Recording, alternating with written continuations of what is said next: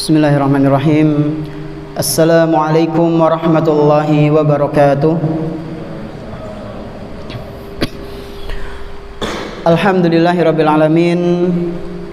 Wassalatu wassalamu ala nabiyyina Muhammadin wa ala alihi wa ashabihi wa man tabi'ahum bi ihsanin ila yaumiddin.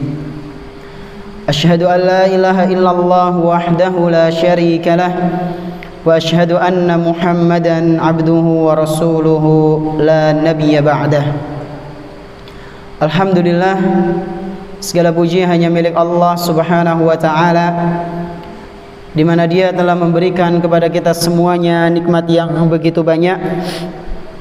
Dan di antara kenikmatan-kenikmatan yang telah Allah Subhanahu wa taala berikan kepada kita semua, yaitu berupa nikmat iman, nikmat Islam, nikmat sehat, nikmat kita bisa menghadiri majelis ta'lim di salah satu rumah-rumah Allah Subhanahu wa taala yang kita cintai ini. Kita berharap kepada Allah Tabaraka wa taala, semoga apa yang kita pelajari pada kesempatan malam yang berbahagia kali ini bisa kita amalkan dalam kehidupan sehari-hari dan menjadi bekal amal soleh kita ketika kelak berjumpa dengan Allah Subhanahu wa taala di hari akhir nanti. Allahumma amin. Tak lupa pula salawat dan salam semoga senantiasa tercurah limpahkan kepada Nabi kita yang tercinta, Nabi Muhammad sallallahu alaihi wasallam, beserta para keluarganya, para sahabatnya dan umatnya yang senantiasa mengikuti sunnah-sunnah beliau hingga hari akhir nanti. Jamaah salat maghrib, bapak-bapak dan ibu-ibu rahimani wa rahimakumullah. Insyaallah pada kesempatan malam yang berbahagia kali ini kita akan melanjutkan pembahasan kitab Al-Arba'in An-Nawawiyah, salah satu karya tulis yang ditulis oleh Al-Imam Yahya bin Syaraf An-Nawawi rahimahullahu ta'ala. Dan di pertemuan kali ini kita sudah sampai di hadis yang kepinten Pak, Bu? Ke 7 apa 6 sekarang? 67. Seminggu libur kelalen nggih. Kita sekarang masuk di hadis yang ke-7 ya. Di pertemuan kemarin kita sudah bahas hadis yang ke-6 beserta dengan faedah-faedahnya. Dan sekarang kita masuk ke hadis yang baru, yaitu hadis yang ke-7 yang kita kasih judul Agama adalah nasihat. Agama adalah nasihat. Ad-dinu nasihah. Baik, kita akan bahasnya sedikit demi sedikit. Sebelum kita bahas, kita akan dengarkan terlebih dahulu hadis tersebut. Tafadhal Iqra. Bismillahirrahmanirrahim. Alhamdulillahi ala ihsani wa tawfiqi wa biyani wa ala alihi wa salatu wa salamu ala sayyidina Muhammadin Mustafa nabiyyina al-Mustafa wa ala alihi wa ashabihi ahli wafa, amma ba'd. Allahumma ighfir lana wa liwalidayna wa limashayikhina wa liasatidina wa li jami'il muslimin amin. Qala fadilatu Syekh Abu Zakaria Yahya bin Syaraf bin Hasan al-Husain al-Nawawi rahimahullahu ta'ala. الحديث السابع عن أبي رقية أمين بن أوس الداري رضي الله عنه أن النبي صلى الله عليه وسلم قال: الدين النصيحة. قلنا لمن؟ قال: لله ولكتابه ولرسوله ولأئمة المسلمين وعاماتهم. رواه مسلم. Jazakallahu khairan. Hadis yang ke-7 yaitu membahas tentang agama adalah nasihat. Hadis ini dibawakan oleh sahabat Nabi sallallahu alaihi wasallam yang bernama Abu Ruqayyah Tamim bin Aus Ad-Dari. Namanya sinten Pak Bu? Abu Ruqayyah Tamim. Namanya Tamim, anaknya namanya siapa anaknya? Ruqayyah. Ya. Bapaknya Ruqayyah, Abu Ruqayyah, nama aslinya Tamim. Ya. Bin Aus. Ya. Aus ini bapaknya Tamim Ad-Dari. Ya. Radhiyallahu anhu. Anna Nabiyya sallallahu alaihi wasallam qala, bahwasanya Nabi Muhammad sallallahu alaihi wasallam pernah bersabda, ad-dinu an-nasihah, agama itu adalah nasihat. Dalam riwayat lain disebutkan, Pak Bu, Rasulullah sallallahu alaihi wasallam menyampaikan ini sampai 3 kali. Ad-dinun nasihah, ad-dinun nasihah, ad-dinun nasihah. Agama itu nasihat, agama itu nasihat, agama itu nasihat. Setelah Rasulullah sallallahu alaihi wasallam bersabda seperti itu, maka para sahabat bertanya, kulna liman, ya. Agama itu nasihat untuk siapa wahai Rasul?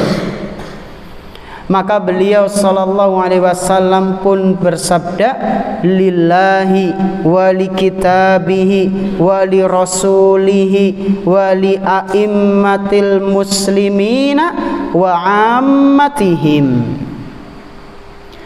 Agama itu nasihat untuk yang pertama, untuk Allah, untuk kitabnya yaitu Al-Quran, untuk Rasulnya, untuk para pemimpin kaum muslimin dan umat kaum muslimin secara umum.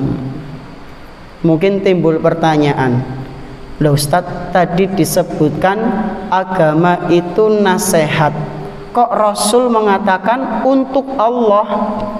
Memang Allah butuh nasihat? Al-Quran butuh nasihat? Rasul butuh nasihat? Nah, ini pentingnya kita belajar dengan bimbingan penjelasan dari para ulama. Kalau kita baca terjemahan letterleknya Pak Bu, di buku yang panjenengan pegang niku, ad-dinun nasihah, agama itu nasihat lillah, untuk Allah.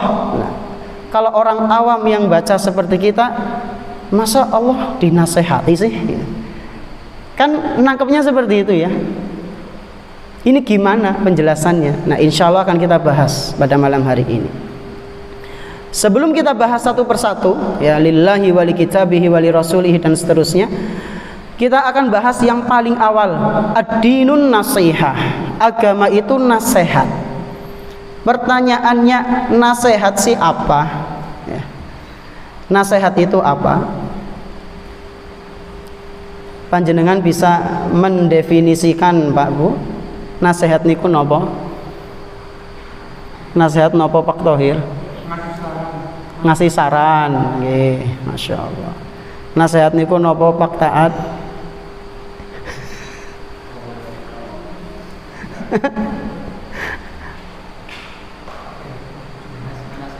Menasehati, nasihat ya menasehati. Versinya Pak Sarno, nasihat nopo Pak? Nah, mengingatkan. Versinya Mas Udri, memberi nopo? Memberi saran ya. Tadi nopo Pak Thohir? Kelalen karo jawabannya dewek. Ngasih masukan ya. Iya, nasihat menasehati. Terus Pak Sarno nopo? Ngasih masukan, memberi saran. Itu betul semua ya. Dan itu yang kita pahami. Dan makna yang jauh lebih dalam, kata Syekh Fauzan, wa maknan nasihah al-khulusu.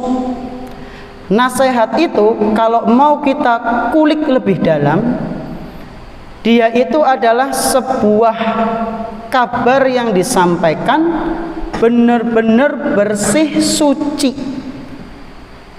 Tidak ada kotoran sama sekali. Maksudnya gimana Ustadz? Maksudnya ketika kita ngasih saran, ngasih masukan, ngasih kritikan, ngasih nasihat ke orang lain, itu benar-benar tulus, nggak ada unsur duniawi sama sekali. Al-khulus. Khulus itu artinya bersih-sih. Jadi kalau misalnya ada orang ngasih masukan, ternyata niatnya itu bukan untuk memperbaiki diri, tapi untuk masalah duniawi, ya riak lah, atau ben dikatakan paling pinter dawek, atau biar dikatakan orang yang paling peduli, ya. Maka yang seperti ini hakikatnya bukan nasihat, meskipun yang diucapkan itu adalah nasihat. Jadi nasihat itu benar-benar tulus, bersih, nggak ada kotoran di dalamnya seperti penyakit-penyakit hati. Itu kalau mau kita gali lebih dalam apa itu nasihat, ya. Jadi itulah nasihat, sesuatu yang bersih, yang murni, ya. Tidak mungkin ada kotoran penyakit hati di situ. Tidak ada tipuan, tidak ada kecurangan, tidak ada kezoliman, ya. Itulah nasihat yang sebenarnya. Nah, kemudian kita masuk ke redaksi berikutnya. Qulna liman, untuk siapa wahai Rasul nasihat itu? Maka Rasulullah sallallahu alaihi wasallam menjawab, lillah. Yang pertama adalah untuk Allah Subhanahu wa taala. Nah, disinilah permasalahannya. Lillah ini maksudnya apa? Kalau kita terjemahkan secara bebas nih, mungkin maknanya lillah di sini adalah agama ini memberikan nasihat untuk kita yang kaitannya dengan Allah, yang kaitannya dengan Rasul, yang kaitannya dengan Al-Quran dan seterusnya. Jadi di dalam agama Islam ini Pak Bu, terdapat berbagai macam nasihat. Untuk siapa? Ya untuk kita sejatinya. Dalam hal apa? Dalam hal beribadah kepada Allah, dalam hal mengimani Al-Quran, dalam hal mengimani Rasul dan seterusnya. Dan di sini Syekh Fauzan menjelaskan, ya, hafizahullah taala, yang pertama, nasihat untuk Allah itu maksudnya apa? Beliau mengatakan, wadzalika bi anta budahu haqqa ibadatihi.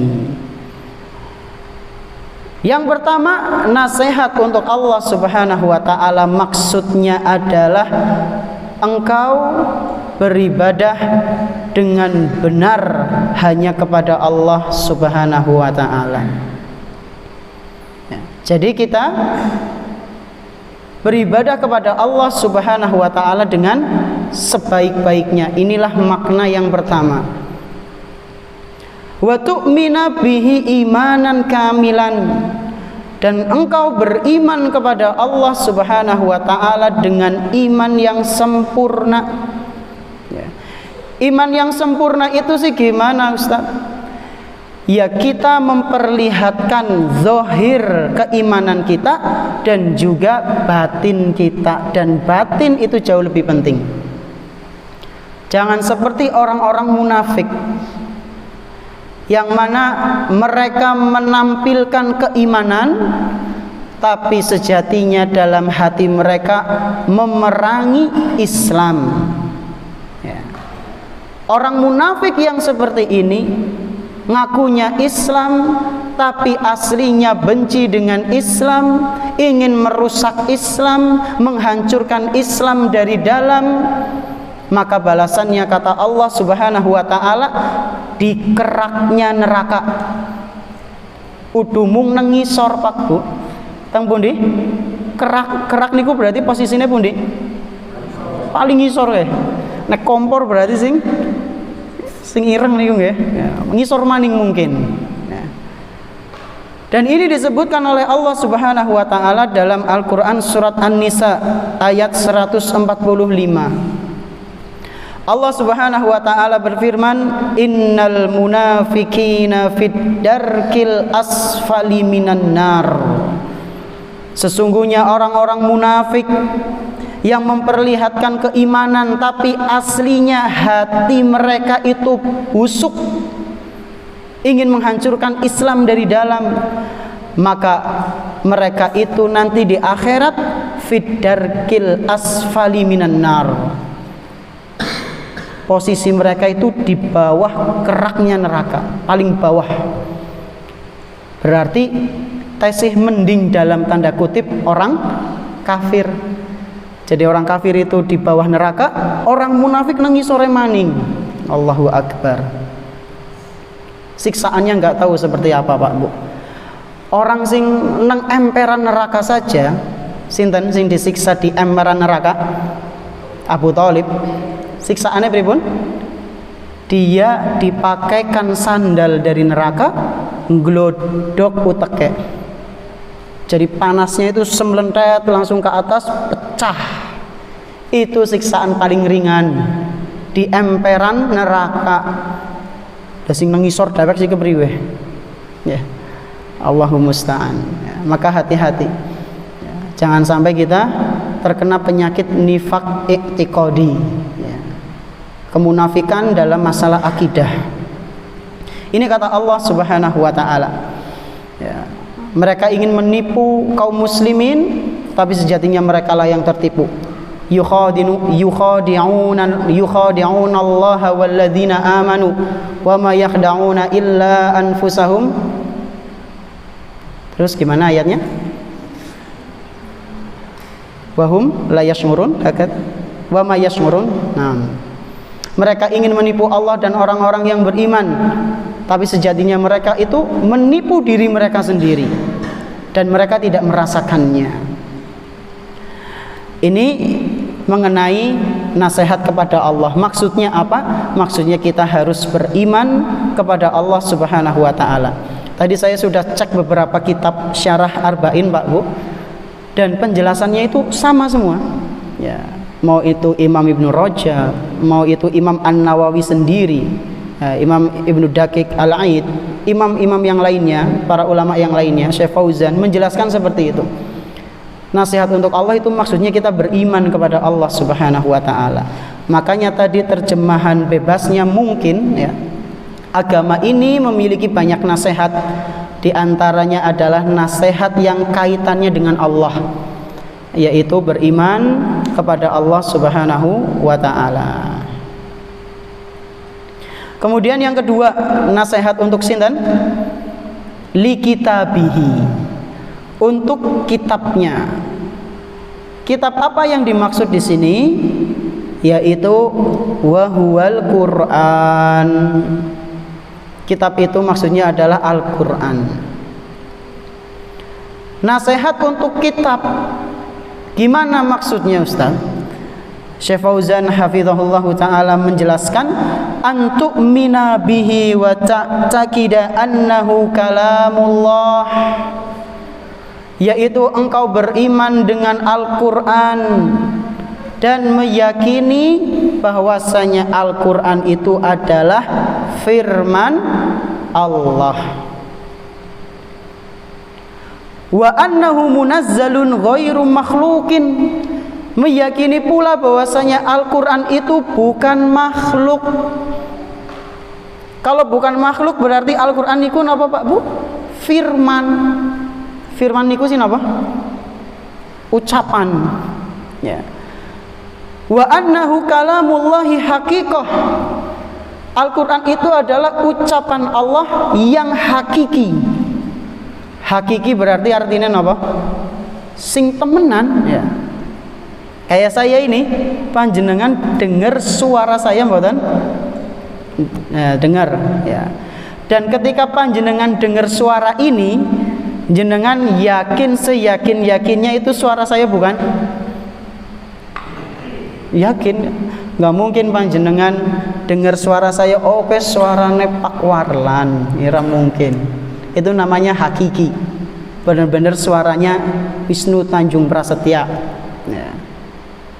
Nggak mungkin kita dengar suara saya terus panjenengan ngomong, oh itu suaranya Pak Thohir, nggak mungkin. Itu namanya hakiki, nggak bisa dimajaskan. Majas niku napa nggih? Dikiaskan apa ya? Perumpamakan, misalnya kayak panjenengan melihat ada khotib yang menggebu-gebu. Terus panjenengan bilang ke temannya, tadi yang khutbah Jumat ya, saya melihat singa di atas mimbar ya. Apakah temenan anak singa nang dhuwur mimbar? Enggak ada. Itu majas. Maksudnya apa? Singa itu diumpamakan khotib yang sedang menggebu-gebu. Itu namanya majas ya. Diumpamakan. Nah, firman Allah Subhanahu wa taala itu tidak bisa diumpamakan, benar-benar hakiki. Itu adalah ucapannya Allah Subhanahu wa taala, bukan majazi.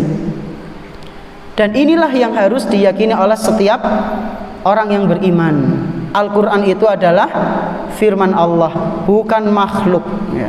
Bukan makhluk. Kemudian mempelajarinya, mentadabburinya ya, dan mengamalkan isi kandungannya. Itulah nasihat untuk likitabihi ya, untuk Al-Quran. Kemudian yang berikutnya apa? Wali rasulihi ya. Tadi walillahi, wali kitabihi, wali rasulihi. Wali rasulihi itu maksudnya bagaimana? Kata Syekh Al-Fauzan, Syekh Fauzan hafizahullah taala, beliau menjelaskan bi an tashhada annahu rasulullah syahadatal haqqi wal yakin, yaitu engkau meyakini, engkau bersaksi bahwasanya Nabi Muhammad sallallahu alaihi wasallam itu adalah utusan Allah. Bersaksi dengan seyakin-yakinnya persaksian, nggak boleh ada keraguan ya. Jangan sampai kita mengaku sebagai orang muslim tapi ragu, apa temenan ya Rasulullah kue Muhammad sallallahu alaihi wasallam, mbok Abu Jahal kepriwe, kira mungkin. Jangan sampai ada keraguan seperti itu. Mbok ternyata Abu Bakar kepriwe, Muhammad itu bukan Rasul ternyata. Jangan sampai seperti itu. Dan kita juga harus yakin Rasul terakhir itu adalah Nabi Muhammad SAW. Karena ada sebagian kelompok yang meyakini Rasul terakhir itu bukan Muhammad ya. Ada yang mengatakan Ali bin Abi Thalib, ada yang mengatakan Imam Mahdi ya. Enggak, Khatamul Anbiya wal Mursalin itu adalah Muhammad bin Abdillah sallallahu alaihi wasallam. Maka kita harus meyakini ini ya, tanamkan dalam jiwa kita. Dan di antara bentuk nasihat kepada Rasul ya, maksudnya adalah kita jangan sampai berani-beraninya berdusta atas nama Nabi Muhammad sallallahu alaihi wasallam. Memang kenapa Ustaz? Karena berdusta atas nama Nabi dengan berdusta atas nama selain Nabi Muhammad SAW itu dosanya berbeda, jauh lebih besar dan ancamannya jauh lebih ngeri. Dalam sebuah hadis yang diriwayatkan oleh Imam Bukhari dan Muslim, Rasulullah sallallahu alaihi wasallam pernah bersabda, "Inna kadziban alayya laisa kakadzibin ala ghairi." Sesungguhnya berdusta atas namaku itu tidak sama dengan berdusta dengan selain namaku. Ini ancaman dari Rasulullah sallallahu alaihi wasallam. Berdusta atas nama Rasul sih pripun? Ya ngomongnya hadis, aslinya wudu hadis ya. Barang siapa itu yang sering saya barang siapa yang meminum sirup anu ya, nggo promo dodolan, maka puasanya pasti diterima 10 tahun yang akan datang. Au kama qala Rasulullah sallallahu alaihi wasallam. Ini dusta. Zaman biyen durung ana sirup ya. Jadi dia mengatasnamakan nama Rasul. Ini hadis, aslinya bukan.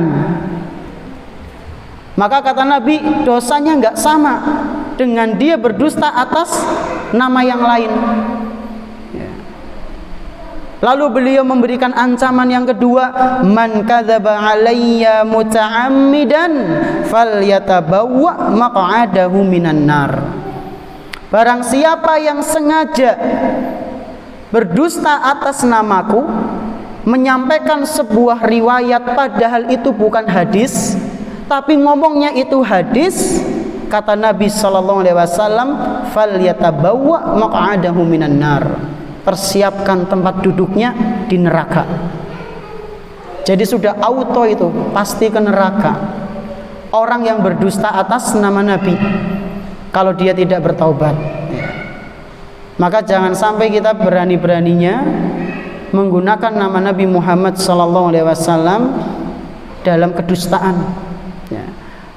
Berdusta saja itu dosa besar, apalagi sampai bawa-bawa nama Nabi Muhammad SAW. Maka pantas balasannya di neraka. Ini dalam hadis riwayat Imam Bukhari dan Muslim. Dan di antara bentuk nasihatun li rasulihi, nasihat untuk Rasul maksudnya adalah yajibu alaika an tatajannabal bid'ah, yaitu engkau menjauhi perbuatan-perbuatan yang tidak dicontohkan oleh Rasulullah sallallahu alaihi wasallam. Menjauhi amalan-amalan yang tidak pernah dicontohkan oleh Nabi. Dan ini sudah kita bahas pada saat itu. Ya, hadis yang kelima nggih, membahas tentang apa? Perkara-perkara yang dibuat-buat, ya. Larangan membuat perkara baru dalam agama. Man amila amalan laisa alaihi amrina aw alaihi amruna fahuwa raddun. Barang siapa yang melakukan suatu amalan tidak ada contohnya dari kami, mengada-ngada dia, maka akan tertolak amalan itu. Maka jangan sampai kita melakukan amalan yang tidak ada contohnya.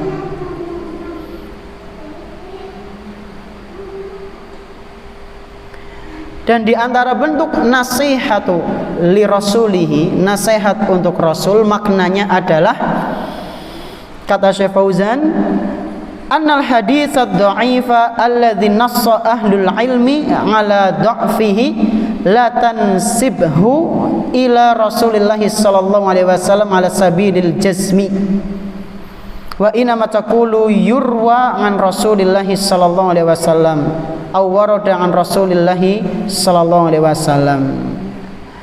Jadi di antara bentuk beriman kepada Rasulullah sallallahu alaihi wasallam niku Pak Bu, misalnya nih kita mendapatkan sebuah hadis, dan hadis itu hadis yang dhaif, yang lemah. Dan ini pernah kita bahas di awal pertemuan kitab ini, ya, pembahasan kitab ini. Hadis dhaif itu boleh dalam hal nopo?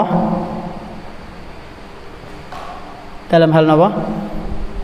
Fadail a'mal, untuk memotivasi orang dalam beramal. Nah, kalau misalnya kita nemu ada hadis yang lemah, para ulama mengatakan ini hadis yang lemah, maka para ulama di sini memberikan sebuah kaidah. Kalau kita ingin menyampaikan hadis yang lemah, jangan katakan Rasulullah sallallahu alaihi wasallam bersabda. Terus gimana mengatakannya? Ada sebuah riwayat yang menyebutkan seperti ini dan ini. Ya. Itu kalau misalnya kita nemu hadis yang lemah dalam masalah fadhail a'mal. Jadi kita mengatakannya itu jangan Rasulullah sallallahu alaihi wasallam bersabda, jangan. Tapi kita mengatakan ada riwayat yang menyebutkan seperti ini. Ini diantara bentuk adab ya, dalam masalah penyampaian hadis.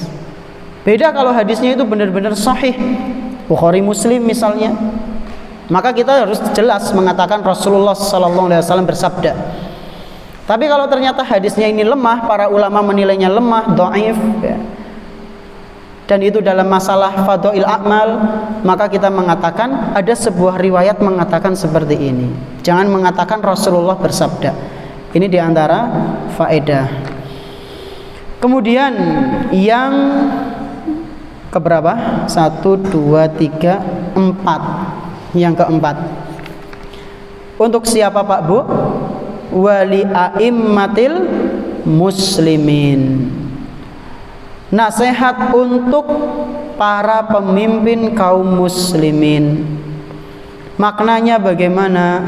Kata Syekh Fauzan hafizahullahu taala, beliau mengatakan al-muradu bi a'immatil muslimina wulatul umur. Maksud dari a'immatul muslimin di sini adalah para pemimpin kaum muslimin. Pemimpin berarti sinten? Presiden, ketua takmir, kepala sekolah, terus napa malih? Bupati, gubernur, kepala rumah tangga ya. Ini itu semua adalah pemimpin dan mereka berhak mendapatkan nasihat. Nasihat yang bagaimana? Kata beliau, wan nasihatul lahum takunu bi'tiqadi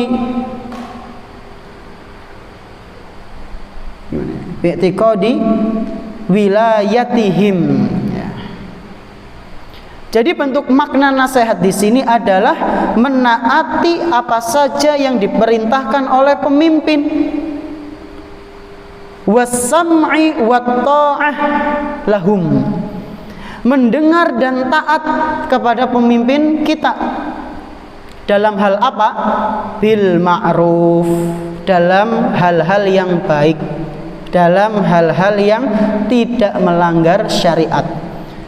Jadi kalau presiden kita, gubernur kita, wali kota atau bupati atau kepala sekolah, ketua takmir, kepala keluarga, pemimpin kita memerintahkan hal-hal yang ma'ruf.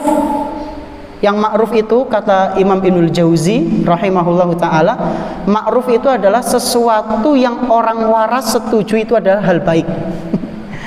Ya, makan dengan tangan kanan, nggak boleh ngapa nggih berdusta ya. Pokoknya hal-hal yang baik menurut Imam Ibnul Jauzi.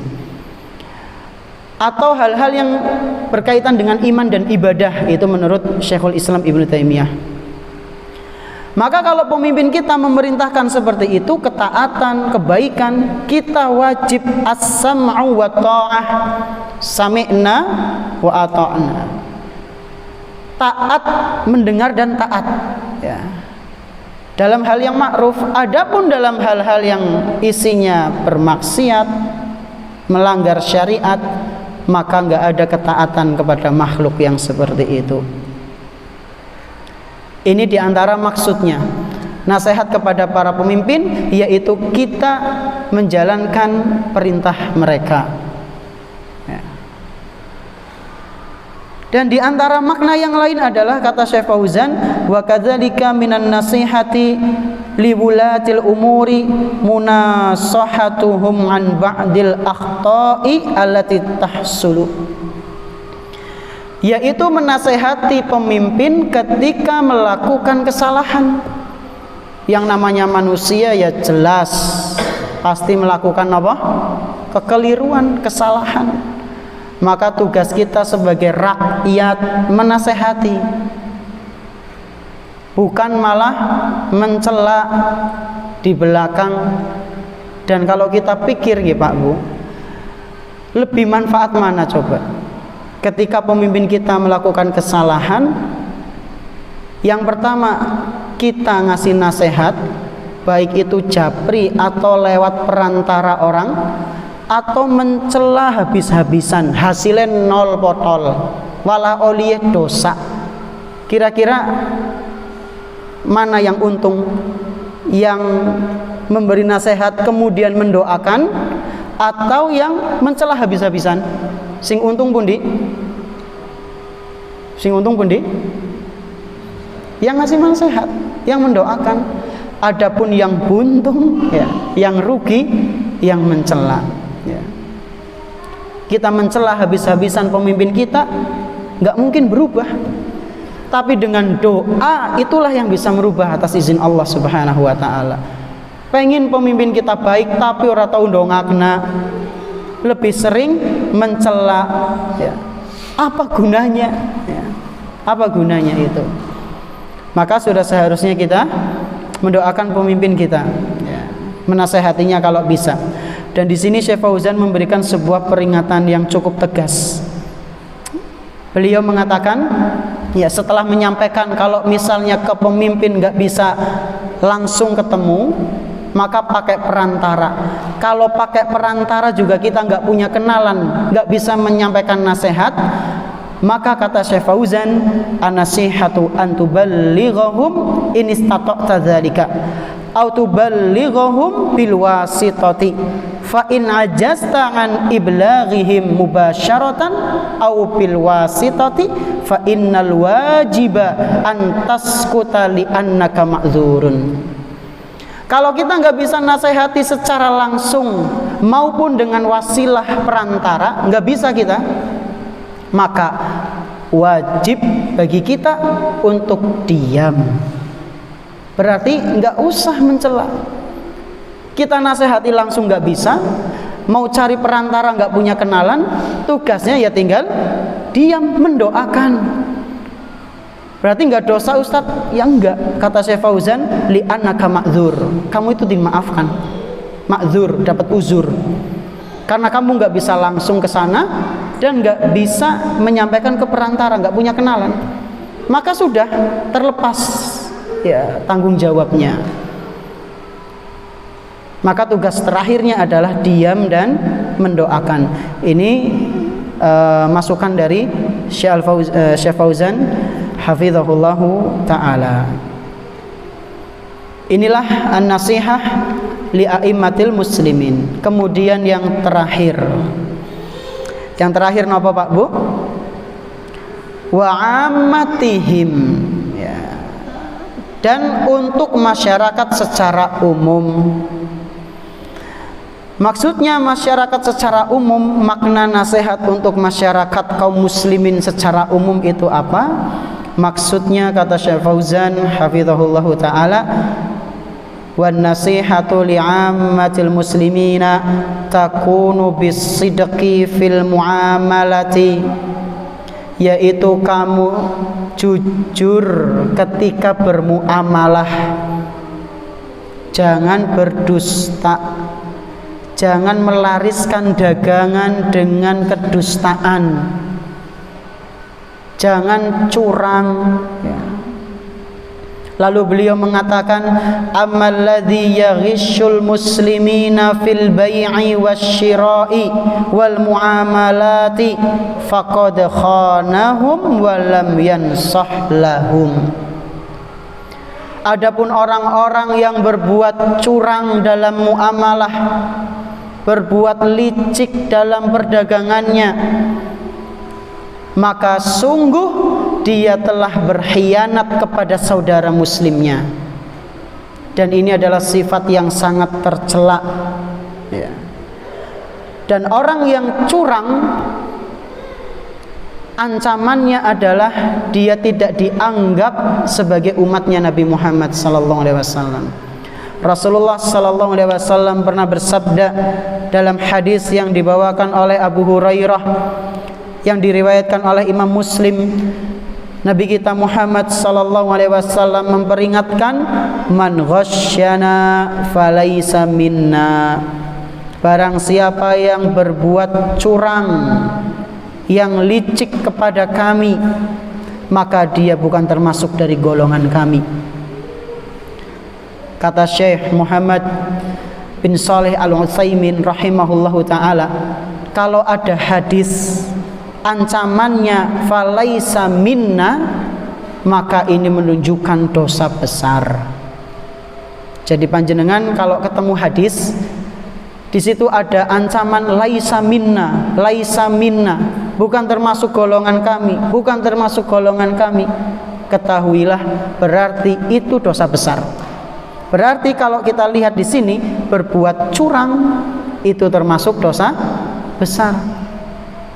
Taubatnya adalah menghapusnya adalah dengan taubat nasuha dan mengembalikan hak orang yang kita curangi. Dan curang itu enggak cuma dalam masalah muamalah, dalam kegiatan belajar mengajar pun juga ada kecurangan biasanya. Apa maning sebagian para pelajar ulangan contek-contekan itu juga termasuk curang. Maka hati-hati bagi para santri yang lagi ulangan UAS, antum contek-contekan, antum telah melakukan dosa besar. Istighfar akeh-akeh. Nah, ini mengenai nasihat kepada orang-orang yang beriman. Jadi nasihat untuk Allah, untuk kitabnya, untuk rasulnya, untuk pemimpin dan masyarakat kaum muslimin secara umum. Maksudnya apa Pak Bu? Kita menjalankan hak-hak mereka. Ringkasnya seperti itu. Ya, kita menjalankan perintah Allah, kita mempelajari dan mengamalkan isi Al-Quran, kita beriman kepada Nabi Muhammad SAW, kita memberikan nasihat kepada pemimpin kita yang mungkin melakukan kesalahan, dan yang terakhir kita berbuat baik kepada kaum muslimin pada umumnya. Inilah pembahasan kita mengenai hadis yang ketujuh. Semoga yang sedikit ini bermanfaat. Terima kasih atas perhatiannya. Mohon maaf atas segala kekurangannya. Kita tutup dengan doa kafaratul majlis. Subhanakallahumma wa bihamdik, asyhadu an la ilaha illa anta, astaghfiruka wa atubu ilaik. Wassallallahu ala nabiyyina Muhammadin wa ala alihi wa sahbihi ajma'in. Wassalamualaikum warahmatullahi wabarakatuh.